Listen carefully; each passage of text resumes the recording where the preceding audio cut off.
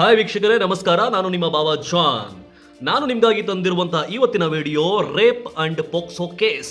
ವಿಷಯ ಏನಪ್ಪಾ ಅಂತ ಹೇಳಿದ್ರೆ, ಆಂಧ್ರ ಪ್ರದೇಶ್ ಸ್ಟೇಟ್ನ ಕಾಕಿನಾಡ ಡಿಸ್ಟಿಕ್ನ ತುಣಿ ಎಂಬ ಪ್ರದೇಶದಲ್ಲಿ ರೀಸೆಂಟ್ ಆಗಿ ನಡೆದಂತಹ ಒಂದು ನೈಜ ಘಟನೆಯ ವಿಸ್ತಾರ.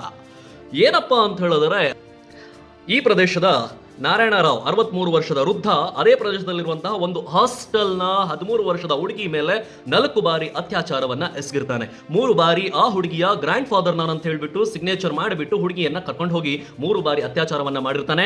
4ನೇ ಬಾರಿಯೂ ನಾನು ಗ್ರ್ಯಾಂಡ್ ಫಾದರ್ ಅಂತ ಹೇಳ್ಬಿಟ್ಟು ಸಿಗ್ನೇಚರ್ ಮಾಡಿ 4ನೇ ಬಾರಿಯೂ ಕರ್ಕೊಂಡು ಹೋಗಿ ಅತ್ಯಾಚಾರವನ್ನ ಮಾಡುವಾಗ ಒಬ್ಬ ಯುವಕ ಆ ತೋಟದಲ್ಲಿ ಆ ವಿಡಿಯೋವನ್ನ ಮಾಡಿಬಿಟ್ಟು ಸೋಷಿಯಲ್ ಮೀಡಿಯಾ ಪ್ಲಾಟ್ಫಾರ್ಮ್ ಅಲ್ಲಿ ಬಿಡ್ತಾನೆ. ಅದನ್ನ ನೋಡಿದಂತಹ ಪೇರೆಂಟ್ಸ್ ಕಂಪ್ಲೇಂಟ್ ಅನ್ನ ಕೊಡ್ತಾರೆ ಮತ್ತು ಜನ ಕೂಡ ಆತನನ್ನ ಹಿಡ್ಕೊಂಡು ಹೊಡಿತಾರೆ. ಅದಾದ ನಂತರ ಎಲ್ಲಾ ಪ್ರೊಸೀಜರ್ ಮುಗಿದ ನಂತರ ಮ್ಯಾಜಿಸ್ಟ್ರೇಟ್ ಹತ್ರ ಕರ್ಕೊಂಡು ಹೋಗಿ ಇನ್ನೇನು ಸಬ್ಮಿಟ್ ಮಾಡಬೇಕು ಆತನನ್ನ ಅಂದಾಗ ಆತ ನೇಚರ್ ಕಾಲ್ ಅಂತ ಬಂದುಬಿಟ್ಟು ಹೋಗಿ ಅಲ್ಲಿ ಒಂದು ಕೆರೆ ಇರುತ್ತೆ, ಆ ಕೆರೆಯಲ್ಲಿ ಜಂಪ್ ಮಾಡ್ತಾನೆ. ಜಂಪ್ ಮಾಡಿದಾತ ಡೆಡ್ ಬಾಡಿಯಾಗಿ ಬೆಳಗ್ಗೆ ಸಿಗ್ತಾನೆ. ಇಷ್ಟು ಸರ್. ಈ ಕೇಸನ್ನ 2 ಕೋಣಗಳಲ್ಲಿ ನೋಡಬಹುದು. ಒಂದು ಸರ್ ಆತನ ಕರ್ಕೊಂಡು ಹೋಗಿದ್ದು, 2ನೇ ಸರ್ 3 ಬಾರಿ ಆ ಹುಡುಗಿಯನ್ನ ಕರ್ಕೊಂಡು ಹೋಗಿದ್ದಾನೆ ಅಂತ ಆದ್ರೆ ಅವ್ರಿಗೆ ಗೊತ್ತಾಗಿರ್ಬೇಕಲ್ಲ ಅವ್ರು ನಮ್ಮ ತಾತ ಅಲ್ಲ ಅಂತ. ಆದ್ರೆ ಬ್ಲಾಕ್ ಮೇಲ್ ಮಾಡಿ ಕರ್ಕೊಂಡು ಹೋಗಿದಾನ, ಇಲ್ಲ ಯಾವ್ದಾದ್ರು ಒಂದು ಲಾಲಚೆ ಕೊಟ್ಟು ಕರ್ಕೊಂಡು ಹೋಗಿದ್ದಾನೋ ಗೊತ್ತಿಲ್ಲ ನಮ್ಗೆ. ಬಟ್ ಇಲ್ಲಿ ಕಾನೂನು ಏನ್ ಹೇಳುತ್ತೆ ಸರ್ ಅಂದ್ರೆ, ಪೋಕ್ಸೋ ಅಲ್ಲಿ 46 ಸೆಕ್ಷನ್ ಇದೆ. 46ರಲ್ಲಿ section 3, section 4, section 7, section 8 and section 11, 12 ಏನ್ ಹೇಳುತ್ತೆ ಗೊತ್ತಾ? ಸೆಕ್ಷನ್ 11, 12 ಹೇಳುತ್ತೆ 18 ವರ್ಷಕ್ಕೆ ಇನ್ನ 1 ಸೆಕೆಂಡ್ ಇದೆ, ಇಲ್ಲ 1 ನಿಮಿಷ ಇದೆ.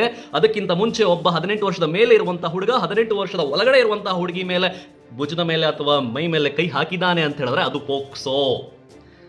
ಪೇರೆಂಟ್ಸ್ ಬಂದು ಪೇರೆಂಟ್ಸ್ ಅವರು ನಿನ್ನ ಮೇಲೆ ಕಂಪ್ಲೇಂಟ್ ಅನ್ನ ರಿಜಿಸ್ಟರ್ ಮಾಡಿದ ನಂತರ ಕೋರ್ಟ್ಗೆ ಬಂದು ಆ ಹುಡುಗಿ ಸರ್ ಇಲ್ಲ ನಂದೇ ಸಮ್ಮತಿ ಇತ್ತು, ನಾನೇ ಅವನನ್ನ ಕರ್ಕೊಂಡು ಹೋದೆ, ಅವನ ಕೈ ನನ್ನ ಭುಜದ ಮೇಲೆ ನಾನೇ ಹಾಕೊಂಡೆ ಅಂತ ಹೇಳಿದ್ರು ಕೂಡ ಕಾನೂನು ಏನ್ ಹೇಳುತ್ತೆ, ಸೆಕ್ಷನ್ ಏನ್ ಹೇಳುತ್ತೆ 11 ಮತ್ತು 12 ಅಂತ ಹೇಳಿದ್ರೆ ಅದು ಪೋಕ್ಸೋ ಅಂತಾನೆ ಹೇಳುತ್ತೆ.